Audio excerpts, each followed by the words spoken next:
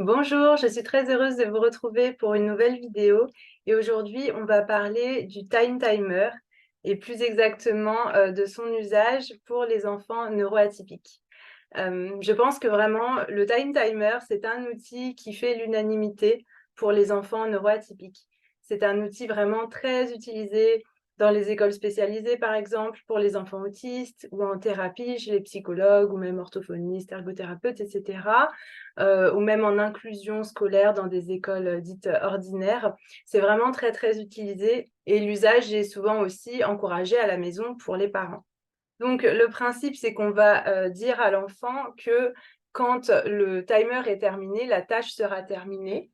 On peut indiquer le temps comme ça avec le petit cadre rouge. Et puis là, par exemple, j'ai mis sur 15 minutes et ça va diminuer progressivement. Donc, c'est vrai que la partie rouge diminuant, ça fait un bon indicateur de temps visuel pour l'enfant. Et donc, ça va être utilisé parfois dans le cadre d'activités pour dire tu fais cette activité-là pendant 10 minutes ou pour dire cette activité-là se termine dans 10 minutes et dans 10 minutes, on va faire autre chose, etc. C'est très utilisé comme ça. Alors, pourquoi il est très utilisé ce time timer avec ces enfants neuroatypiques? Pour plusieurs raisons. La première chose, c'est que souvent, ces enfants-là ont du mal avec la notion du temps. Donc, ça peut être le cas de tous les enfants, surtout quand ils sont petits, mais encore plus pour les enfants neuroatypiques. C'est dû au fonctionnement de leur cerveau. Et du coup, ce time timer, il leur permet de structurer le temps. En plus, souvent, ces enfants-là ont du mal avec les transitions. Il y a souvent des difficultés au niveau des fonctions exécutives, notamment au niveau de la flexibilité mentale. Et du coup, stopper une activité ou passer d'une activité à une autre, ça peut être compliqué, même très, très compliqué pour ces enfants-là parfois. Et donc, le time timer va aider à ça. En plus, ces enfants-là ont souvent un grand besoin de prévisibilité. C'est particulièrement le cas pour les enfants autistes. Parfois, s'il y a un imprévu, ça peut vraiment donner lieu à de très violentes crises, générer un très grand stress et ça, c'est vraiment dû à leur fonctionnement cognitif. Du coup, le time timer, il permet de rendre les choses plus prévisibles aussi puisque l'enfant ne sera pas pris au dépourvu quand le temps se termine et qu'il est temps de passer à autre chose. S'il a bien été prévenu en amont et qu'on a cet indicateur, bien ça va l'aider à se préparer dans sa tête et quand il est prêt dans sa tête, quand tout est prévisible, et bien, tout est plus facile et moins stressant pour lui. Et en plus, le time timer, c'est un support visuel. C'est vrai que c'est très, très clair visuellement. Et il faut savoir que les supports visuels sont particulièrement aidants pour ces enfants. Souvent, le concret, le visuel va être bien mieux intégré que le verbal. Donc oui, clairement, pour toutes ces raisons, le time timer, c'est un super outil. Et si vous avez un enfant neuroatypique, notamment un enfant autiste ou un enfant avec un TDAH ou un TDA par exemple, et que vous ne l'utilisez pas et que les transitions sont souvent difficiles, que les fins d'activité sont difficiles, que la structuration du temps est difficile, etc., je vous encourage vivement à l'utiliser. Vraiment, ça peut vraiment, vraiment faciliter le quotidien. Moi, personnellement, je l'utilise tous les jours avec mes enfants, notamment pour mon enfant autiste, et ça nous facilite vraiment beaucoup le quotidien. Mais par contre, ce que je voudrais ajouter, et c'est vraiment l'objet de cette vidéo en fait, c'est attention à l'usage. Attention à l'usage parce que comme tous les outils, ça dépend vraiment de la façon dont on les utilise. Utilisé de la mauvaise manière, je pense vraiment que le time timer peut avoir un effet très très très néfaste. C'est même un objet qui peut faire beaucoup de mal, qui peut créer beaucoup de conflits, créer beaucoup de crises, faire du mal à l'enfant et faire du mal à toute la famille. Je vais vous donner un exemple de ce que je pense être une mauvaise utilisation. Imaginons que vous avez un enfant qui est en train de dessiner et puis sa maman lui dit, eh bien, après le dessin, on va passer au bain parce que c'est l'heure du bain, etc. Si on dit à l'enfant à ce moment-là, de but en blanc, là, comme ça, allez hop, tu as 5 minutes pour finir ton dessin, je dis 5 minutes, c'est un exemple, et ensuite on va prendre le bain et on met le timer et paf, on lui met les 5 minutes et qu'on ne l'a pas du tout consulté au préalable, qu'on ne lui a pas demandé son avis, et qu'en fait, eh bien, peut-être que 5 minutes, c'était pas assez pour lui parce que pour finir son dessin, qu'il a très, très, très à cœur de finir, pour lequel il s'est beaucoup impliqué, pour lequel il est très concentré, par exemple, eh bien, en fait, il lui faut un peu plus. Peut-être qu'il lui faut 7 minutes ou 8 minutes. Et que, quand le timer se termine à la fin des 5 minutes, à ce moment-là, on lui dit: «Allez hop, c'est fini, maintenant hop, timer fini». Donc on lui prend sa feuille et hop, hop, tu vas au bain, tu étais prévenu, il y avait le timer et cetera. Et honnêtement, c'est vraiment comme ça que ça se passe chez beaucoup de thérapeutes encore, qui encouragent aussi les parents à l'utiliser de cette manière-là à la maison. Bah, clairement, si on fait tout ça, ça va pas bien se passer. Parce que du coup, ça ne répond vraiment pas aux besoins de l'enfant. On n'a pas du tout pris en compte son besoin à ce moment-là. Il n'a pas pu finir, ce qu'il avait commencé, donc ça génère de la frustration, donc ça risque de générer une crise. Et surtout, ça risque de générer un gros conflit parce qu'en fait, là, à ce moment-là, le timer, il est vraiment utilisé pour imposer notre volonté d'adulte à l'enfant, c'est-à-dire qu'on rentre dans un rapport de force, dans un rapport de domination. C'est très adultiste aussi, hein, comme usage parce que, bah, du coup, c'est une décision totalement arbitraire de l'adulte.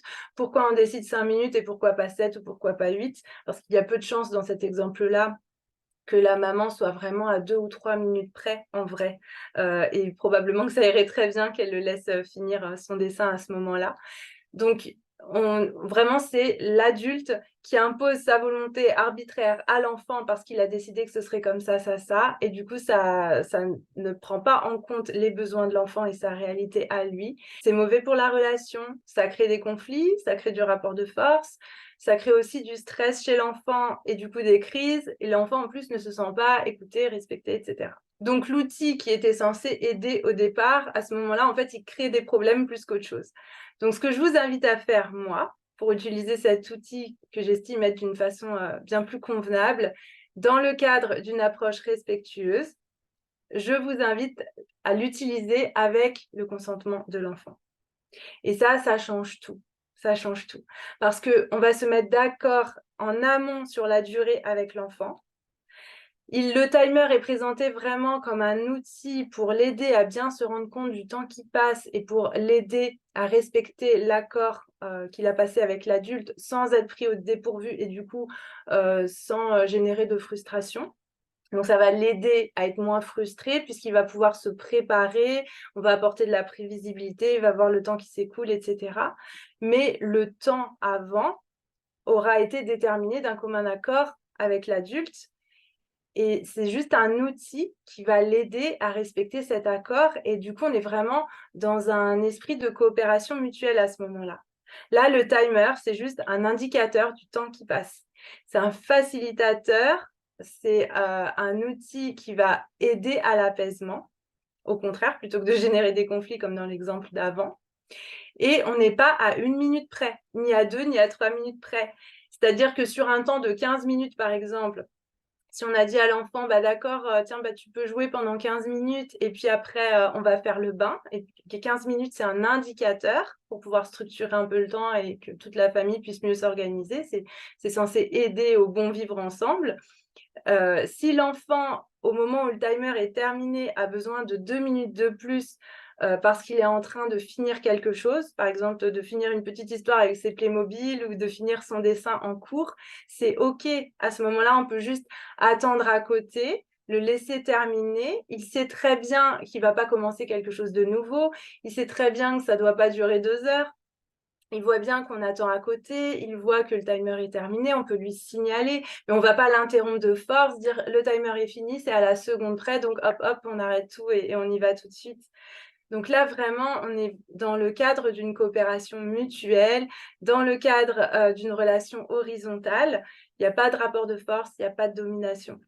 Et ça, c'est très important et ça change tout. Là, le time timer, avec cet usage-là, va vraiment aider à apaiser le quotidien et c'est ce que j'expérimente au quotidien avec mon fils, avec ma fille, alors que sinon, bah, ça peut vraiment avoir l'effet inverse de l'effet désiré, en fait, en générant des crises et des conflits. Et en plus, ça peut vraiment braquer l'enfant qui peut ensuite refuser clairement, catégoriquement le time timer. Et ça, j'avais l'exemple d'une cliente récemment. Son enfant neuroatypique ne voulait plus entendre parler du time timer.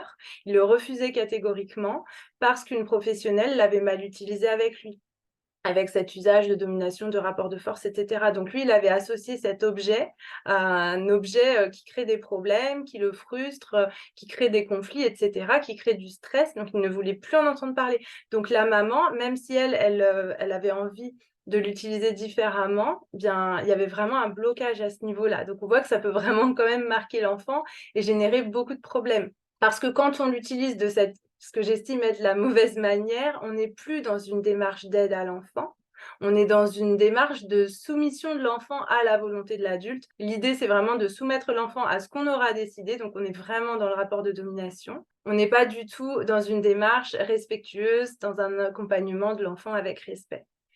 Le respect de l'enfant, pour moi, c'est très, très important. Ça fait 7 ans que je partage à ce sujet-là. C'est vraiment une valeur qui est au centre de mes accompagnements pour les mères. C'est ça vraiment que je les aide à faire au quotidien, notamment au sein de mon accompagnement, le Cercle des mères d'enfants extraordinaires.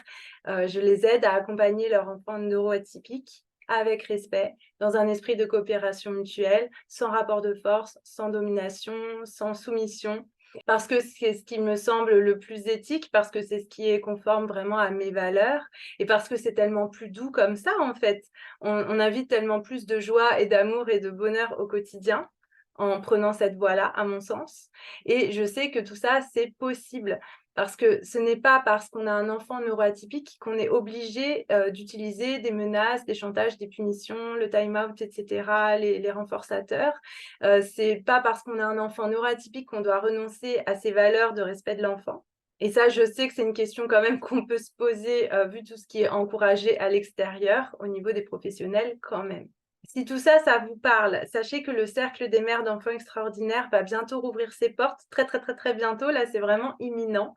Si vous vous sentez appelé, je vous invite à vous inscrire sur la liste d'attente. Je vais mettre le lien sous la vidéo. Ça vous permettra de ne rien manquer, de recevoir toutes les informations au moment venu et surtout de bénéficier d'une ouverture anticipée des inscriptions et aussi de bénéficier de certains avantages, notamment un bonus qui ne sera proposé que aux personnes inscrites sur la liste d'attente. Et si vous êtes en quête d'informations et d'outils pour mieux appréhender les crises et les comportements débordants de votre enfant atypique, pour mieux les accompagner, pour mieux les prévenir aussi, sachez que j'organise un événement offert, accompagner et prévenir les crises et les comportements débordants de votre enfant neuroatypique. On commence ce vendredi 29 septembre. Ça dure 4 jours avec une masterclass offerte en live chaque jour et les replays seront disponibles derrière pendant plusieurs jours pour les personnes qui ne peuvent pas être présentes en live. Je vais donner beaucoup de valeur pendant ces 4 jours. C'est vraiment une formation offerte que je vous offre avec grand plaisir parce que je sais à quel point c'est compliqué, les crises, les comportements difficiles, etc. Avec un enfant neuroatypique, je le sais, je l'ai vécu, je le vis avec mon enfant autiste. Et donc voilà, ça me tient vraiment à cœur de vous aider par rapport à ça. Je vais vous donner beaucoup d'informations très utiles, je pense, pour une meilleure compréhension de ce qui se joue et beaucoup de tips et d'actions concrètes que vous pouvez mettre en place aussi pour voir vraiment des améliorations dans votre quotidien. Voilà, j'ai vraiment hâte d'y être. Vous pouvez vous inscrire en cliquant sur le lien sous la vidéo. Je vous souhaite une bonne journée, à bientôt.